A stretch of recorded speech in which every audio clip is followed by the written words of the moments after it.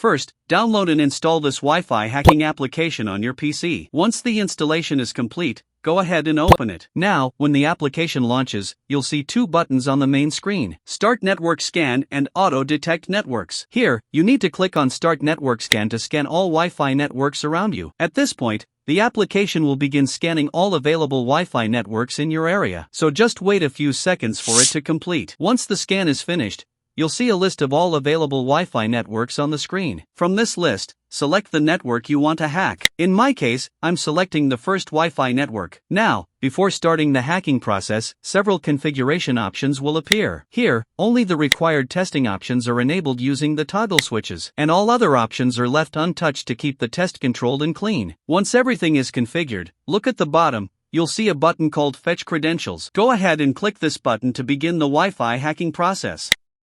As soon as you click it, a new window will open with a lot of options. Here again, you should make sure that only the required testing options are enabled using the toggle switches, checkboxes, and settings. And all other options should remain untouched to keep everything controlled.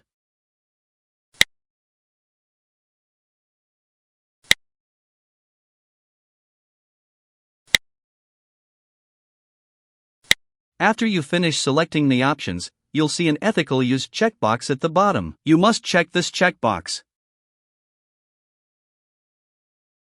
Then, click on the Fetch Details button at the bottom left corner. Now, the automated testing process will start. This phase can take a few minutes, and no manual interaction is needed.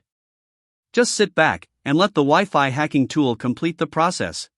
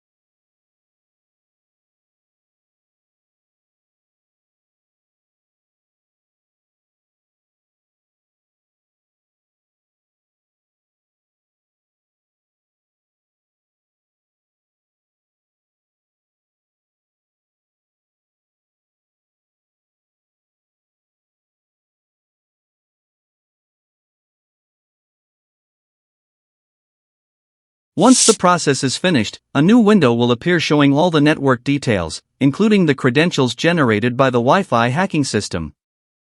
At this point, copy or note down the displayed credentials. Now, go to your Wi-Fi settings. Select the same Wi-Fi network and enter the credentials that were generated earlier.